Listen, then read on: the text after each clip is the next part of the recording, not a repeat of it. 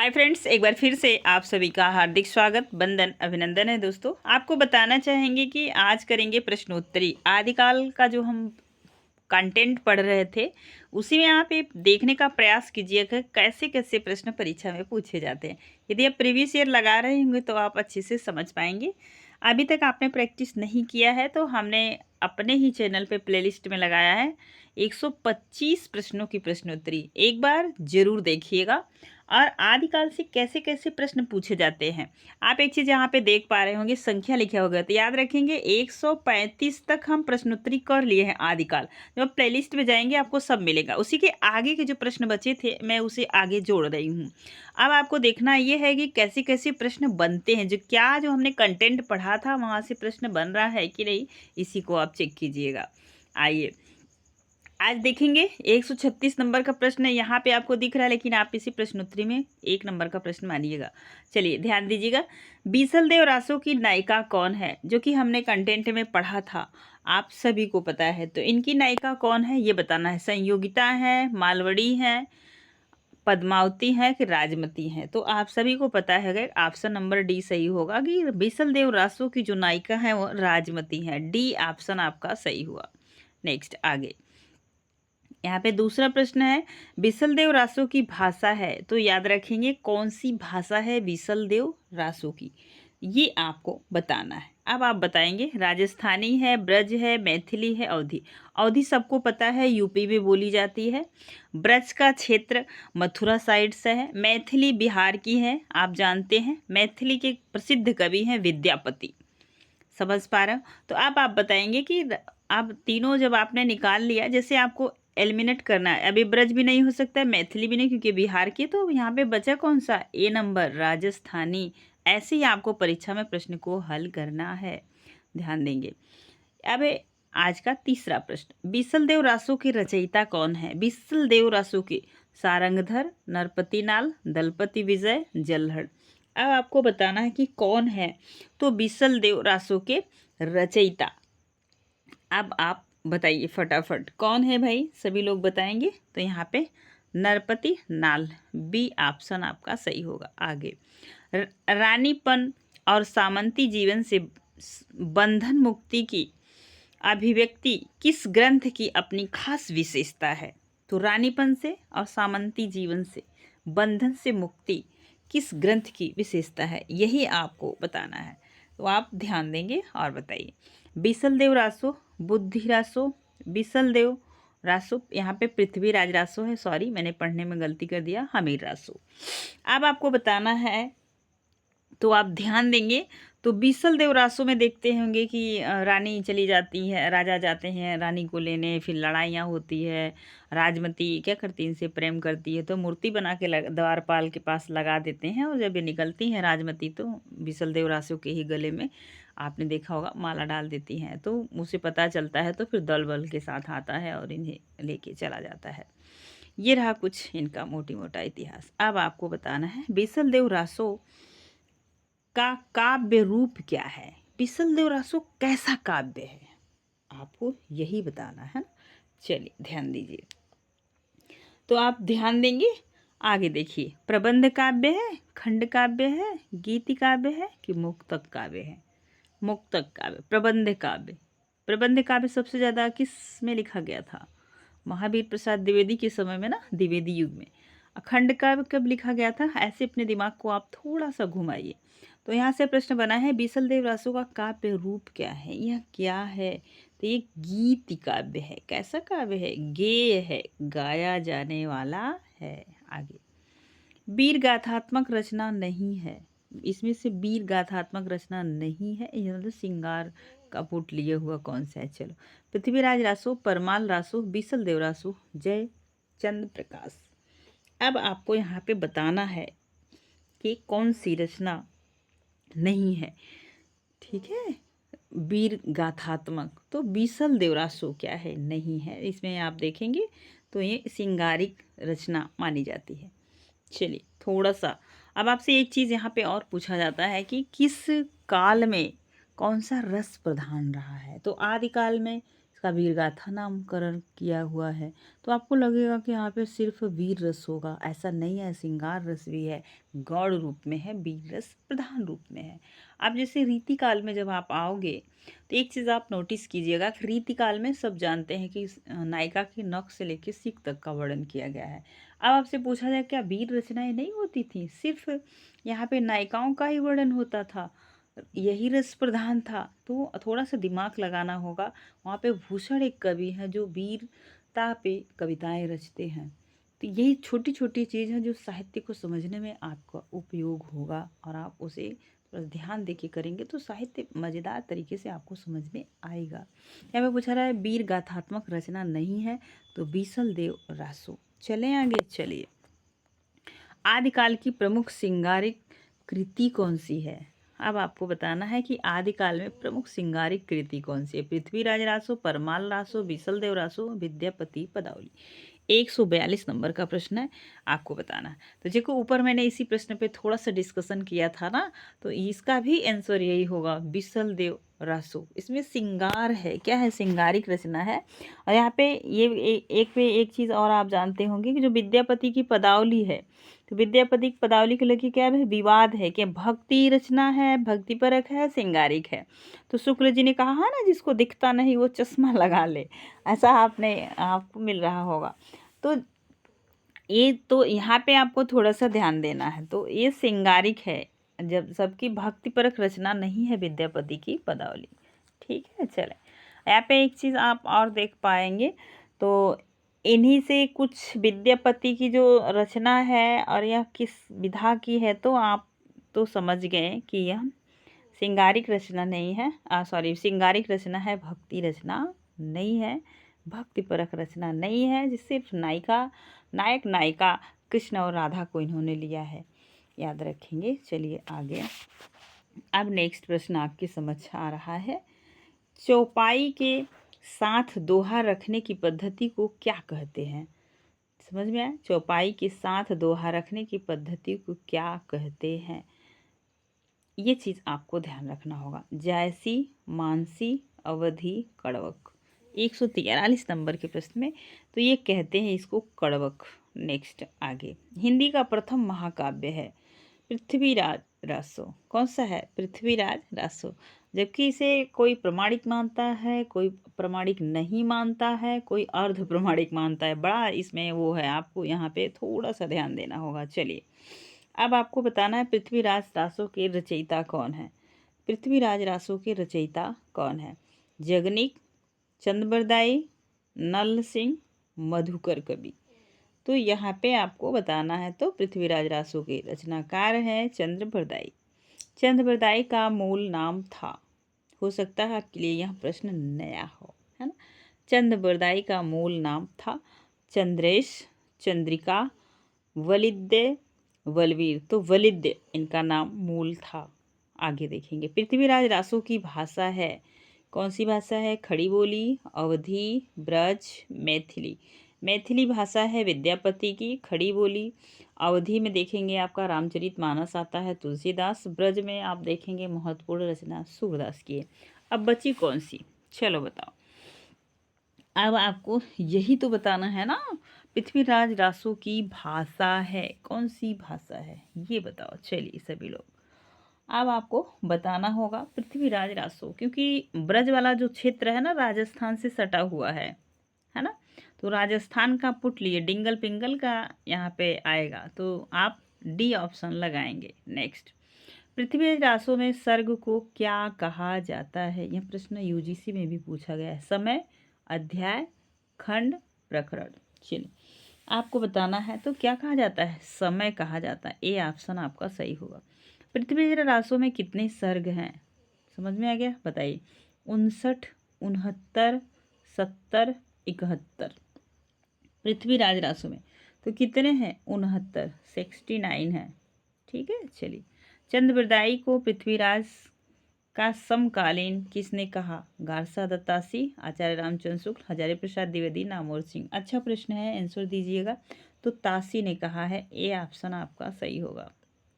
Next आप ध्यान दीजिए। हिंदी काव्य में प्रयुक्त होने वाला 12 मासा सबसे पहले किस ग्रंथ में मिलता है? राउरवेल, पृथ्वीराज रासो, संदेश रासक, परमाल रासो। 151 नंबर के प्रश्न में याद रखेंगे तो ये है बीसल देव रासो। नेक्स्ट आगे आगे चलेंगे। नेक्स्ट प्रश्न आपके सामने आ गया है। पृथ्वी रासो का सबसे बड़ा समय सर्ग है? पद्मावती समय, विनय मंगल, कनवज युद्ध, कैमास्वर। 52 नंबर के प्रश्न में आपको याद रखना होगा कनवज युद्ध। कनवज युद्ध जो है सबसे बड़ा समय या सर्ग है। यह पृथ्वीराज रासो का मूल कथानक माना जाता है। सब मूल कथानक माना जाता है कनवज युद्ध। तो सी ऑप्शन आपका सही होगा, इसे भी आप याद रखेंगे। नेक्स्ट, पृथ्वीराज रासो की नायिका है पद्मावती, हंसवती, शशिव्रता, संयोगिता। तो कौन है पृथ्वीराज रासो की नायिका? आपको बताना है, बताएंगे फटाफट। संयोगिता। नेक्स्ट, डी ऑप्शन आपका सही होगा। अगला प्रश्न आपके सामने है। पृथ्वीराज रासो के को किसने प्रमाणिक माना है? चलो बताओ। डॉक्टर श्याम सुंदर, बूलर, आचार्य रामचंद्र, गौरी शंकर ओझा। 54 नंबर के प्रश्न में याद रखेंगे कि इनको प्रमाणिक मानने वाले हैं डॉक्टर श्याम सुंदर दास जी। ये विवाद को थोड़ा सा गहराई से देख लीजिएगा। नेक्स्ट, 155 नंबर का प्रश्न आपके सामने है। पृथ्वीराज रासो बिल्कुल अनैतिक हासिक ग्रंथ है, यह कथन किसका है? मतलब पूरे तरीके से यह अनैतिक है, मतलब यह पूरे तरीके से क्या है? प्रमाणिक नहीं है। 155 नंबर के प्रश्न का आप उत्तर देंगे तो कर्नल टाड, गौरीशंकर, हीराचंद ओझा, मोहनलाल विष्णुलाल पांड्या, मिश्र बंधु। तो ये है गौरीशंकर ओझा। 156 नंबर का प्रश्न है आपके सामने। पृथ्वीराज रासो का मूलतः कैसा काव्य है? संदेश काव्य, प्रशस्ति काव्य, वीर काव्य, श्रृंगार काव्य। 156 नंबर के प्रश्न में याद रखेंगे यह कैसा काव्य है? तो वीर काव्य है ना। चलिए, 157 नंबर का प्रश्न है। पृथ्वीराज रासो की रचना विधान में सर्वाधिक विवादास्पद पक्ष है? कौन सा पक्ष सबसे ज़्यादा विवाद बनता है? ये आपको बताना है। प्रबंधात्मक, पात्रों का नामकरण, भाषिक संरचना, ऐतिहासिक। तो डी ऑप्शन आपका सही होगा। चारण काव्य की भाषा है। चारण जिसे घूम घूम के लोग गाते हैं ना, डिंगल, पिंगल, संध्या, ये सभी। तो 158 नंबर के प्रश्न में याद रखेंगे तो कौन सा है चारण? डिंगल है, कर्कश होती है ना। ये ऑप्शन आपका सही होगा। नेक्स्ट आगे, पृथ्वीराज रासो के प्रथम विदेशी उद्धारकर्ता के रूप में प्रसिद्ध हुए Garcin de Tassy, colonel James Tod, प्रोव्यूलर, जॉर्ज ग्रियर्सन। 100 यहाँ पे आप देखेंगे 159 नंबर का प्रश्न है। तो बी, तो यही ना पहले राजस्थान में इनका वो था और इन्होंने कर्नल टाड ने ही इसे क्या किया था? छपाने का प्रयास किया था इसको। तो ये भी प्रश्न काफ़ी बार पूछा जाता है। नेक्स्ट आगे, आदिकाल की किस रचना में इतिहास की अपेक्षा की गई है? आदिकाल की किस रचना में इतिहास की उपेक्षा की गई है?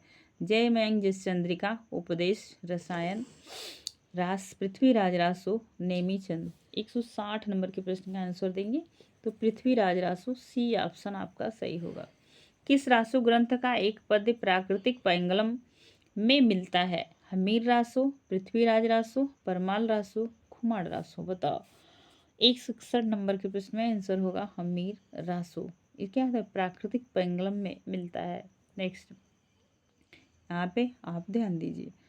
राठौर ख्यात में किस ग्रंथों का उल्लेख मिलता है? पृथ्वीराज रासो और परमाल रासो, जय मयंक जस जयचंद प्रकाश और जय मयंक जस चंद्रिका, हमीर रासो और पृथ्वीराज रासो, पयमचरियो, रिठ रेण चरियो। तो राठौर ख्यात में किस ग्रंथों का उल्लेख मिलता है? अब आपको बताना है, अब आप बताएंगे। तो याद रखेंगे बी ऑप्शन आपका सही होगा, जय प्रकाश और जय मयंक जस चंद्रिका। नेक्स्ट, किस रासो ग्रंथ में महाराणा प्रताप सिंह का भी वर्णन हुआ है? बुद्ध रासो, विजयपाल रासो, खुमाण रासो, हमीर रासो। तो बी सॉरी 163 में आपका कौन सा आंसर सही होगा? तो खुमाण रासो। नेक्स्ट आगे, खुमाण रासो की रचयिता कौन है? अब आपको बताना है खुमाण रासो की रचयिता कौन है। तो दलपत विजय, मधुकर कवि, जल्हड़, सारंगधर। तो 164 नंबर के प्रश्न का आंसर देंगे तो दलपत विजय होगा। नेक्स्ट, पृथ्वीराज विजय किसकी रचना है? जयानक, जयभद्र, जगनिक, आप जयदेव। तो पृथ्वीराज विजय पृथ्वीराज रासो नहीं, पृथ्वीराज विजय पूछा जा रहा है। अब आपको बताना है तो यह जयानक की रचना है। ए ऑप्शन आपका सही होगा। कन्नौज के राजा जयचंद की वीर गाथा का गान किया है। किसने किया है वीर गाथा गान? कन्नौज के राजा जयचंद। ये प्रश्न आप पूछा जाएगा, कन्नौज के राजा कौन है? तो राजा जयचंद। अब आपको पूछना है वीर गाथा का गान किया गया है जयानक कृत पृथ्वीराज विजय में, भट्ट केदार कृत जयचंद प्रकाश में, जगनिक कृत आलाखंड में, उपयुक्त में से कोई नहीं। चलिए बताइए, 166 नंबर के प्रश्न का आंसर देंगे तो भट्ट केदार कृत जयचंद प्रकाश में किया गया है। बी ऑप्शन आपका सही होगा। जय मैंक जस चंद्रिका के रचयिता कौन है? अब आपको बताना है 167 नंबर के प्रश्न में तो भट्ट केदार, नल सिंह, मधुकर, सारंगधर। सी ऑप्शन आपका सही होगा, मधुकर। पृथ्वी सॉरी ध्यान देंगे, पूर्वी राजस्थानी के ब्रज मिश्रित रूप को क्या कहते हैं? पिंगल, डिंगल, ब्रजबुली, मैथिली। चलो 168 में इसको पिंगल कहते हैं, जिसमें राजस्थानी और ब्रज का मिश्रण होगा तो वो क्या होगा? पिंगल होगा। और राजस्थानी में बताएंगे आप, और किसका मिश्रण होगा तो डिंगल बनेगा। ये आपको कमेंट सेक्शन में बताना है। चलिए 169 नंबर का प्रश्न आपके सामने है। परमाल रासो काव्य कृति के कवि का नाम है? नल, जगनिक, हेमचंद, सारंगधर। परमाल रासो तो यह जगनिक की है। बी ऑप्शन आपका सही होगा। अब आपको नेक्स्ट 170 नंबर के प्रश्न को देखना है। कौन सा युग्म असंगत है? योगसार जो इंदु, महापुराण पुष्पदंत, श्रावकाचार स्वयंभू, भरतेश्वर बाहुबली रास, शालिभद्रेश्वरी। 170 नंबर के प्रश्न को आपको बताना है, थोड़ा जल्दी जल्दी बताइएगा ना। चलिए असंगत कौन सा है? तो असंगत सीधा दिख रहा है श्रावकाचार। श्रावकाचार देवसेन की रचना है ना, स्वयंभू की नहीं है, यह असंगत है। बाकी सभी सही हैं, आप नोट कर लेंगे।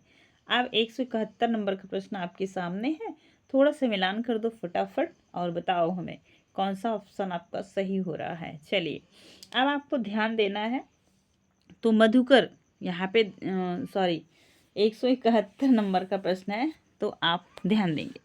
यहाँ पे देखें ना, धनपाल किसकी रचना है? चलो बताओ फटाफट। सबसे पहले मधुकर का बताएंगे तो मधुकर का कौन सा रचना है? तो इनका है जय मैंक जस चंद्रिका, जो कि ऊपर आपने देखा है। धनपाल का कौन सा है?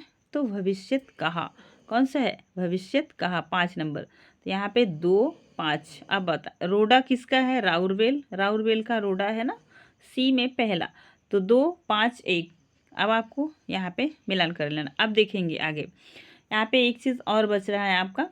रोडा कवि का राउरवेल है, ज्योतिश्वर ठाकुर का वर्ण रत्नाकर है। कौन सा है? वर्ण रत्नाकर। तो आप मिला लीजिए यहाँ पे तीसरा। 2, 5, 1, 3। 2, 5, 1, 3 यहाँ पे देख रहे हैं, यहाँ पे डी ऑप्शन आपका सही हुआ। ऐसे ही आपको एग्जाम में कर लेना है। तो ईजी है, इजी इजी प्रश्न आते हैं, थोड़ा सा आप ध्यान देंगे। चलिए ध्यान दीजिए, यहाँ पे 172 नंबर का प्रश्न आपके सामने है। अब आपको बताना बीसल देव रासो किसकी रचना है? तो बीसल देव रासो तो ये किसकी है भाई? चलो बताओ। नरपति नाल की। पृथ्वीराज रासो किसका है? चंद्र बरदाई की। किसकी है? चंद्र। परमाल रासो यहाँ पे जगनिक की। तो सी में पहला, सी में पहला देख रहे हो, एक ही में है। यहाँ पे ऑप्शन आपका ए सही हो गया। ऐसे ही आप परीक्षा में थोड़ा जल्दी जल्दी कीजिएगा। यहाँ पे तो मान लो प्रैक्टिस कर रहे हो, कोई बात नहीं। चलो अब आपको क्या करना है? अब मिलाना है। क्या मिलाना है? 12 बरलो कुकर जिए, अरलो जियो सिरार, बरस 18 छत्री जिए, आगे जीवन को धिक्कार। यहाँ पंक्ति आप बार बार सुनते हैं। किसकी है? तो जगनिक की है। मतलब यहाँ पे 4 नंबर लगाओ। ताबा तूबा ये दुई सूचा, जो कि हमने कहा था अर्थ नहीं पूछा जाता, सिर्फ पंक्तियाँ पूछी जाती है ना। तो ये किसकी है? तो यह चटपट नाथ की है। तो पहला 4, 1। आप देखेंगे आगे। 9 लाख पात्र आगे नाचे और पुरुष कहाड़ी, यह विद्यापति की है। तो डी का हो जाएगा आपका दूसरा। 9 लाख पात्र आगे नाचे, यह किसका है? तो गोरखनाथ जी का है। तीसरा 4, 1, 3, 2, यही आपको मिलाना है। चलो 4, 1, 3, 2 यहाँ पे देख रहे हो आप। बी ऑप्शन आपका सही है। नेक्स्ट 174 नंबर का प्रश्न है, ये भी मिलान वाला ही है। अब आपको मिलान कर दीजिएगा। 174 नंबर में आपको ध्यान देना है। आप देखेंगे आप कि यहाँ पे लगा हुआ है जी मन पवन न संचय, तो किसके है? आपने इसको भी वहाँ पंक्ति में पढ़ा था, सरहप्पा की है। 2 नंबर। पुस्तक जलहड़ हथ दिए, तो यह कौन सी पुस्तक थी जिसको अपने पुत्र को दे दिए थे, जो अंतिम भाग पूरा नहीं कर पाए थे? कौन सी कवि थी? चलो बताओ। पुस्तक जो है कि किसको दे दिए थे? तो चंद्रबरदाई को। इस चंद्रबरदाई में यह पंक्ति आती है, तो यहाँ पे 3 नंबर। आगे, राम कहाँ सर यह सोहंती, राम कहाँ सर यह सोहंती, स्वयंभू का है। किसका है? स्वयंभू का। 1 नंबर। अब भल्ला हुआ जुमारिया भेड़ी हुई, तो हेमचंद क्या है? किसका है? हेमचंद का। 1 तो 2 3 1 2 3। और यहाँ पे देखेंगे आप, तो ये किसका है? हेमचंद का। 5 नंबर रहेगा। 2 3 1 5। चलो मिला दो भाई फटाफट। 2 3 1 5। यहाँ पे देख पा रहे हैं? तो थोड़ा सा पीडीएफ सही नहीं है। इसके आगे के प्रश्न को हम नेक्स्ट वीडियो में लेंगे। आज अगर आपको वीडियो पसंद आया हो तो प्लीज़ लाइक कीजिएगा, थोड़ा सा मेरा सपोर्ट कीजिए ताकि मैं इसे और बेहतर आपको समझ लेके आ सकूं। तो अगर पसंद आएगा तो प्लीज़ लाइक ज़रूर कीजिएगा, अपने दोस्तों को साझा कीजिएगा। तो आपने देखा होगा कि कैसे आदिकाल से प्रश्न पूछे जाते हैं। ये सभी प्रश्न परीक्षा में पूछे गए हैं।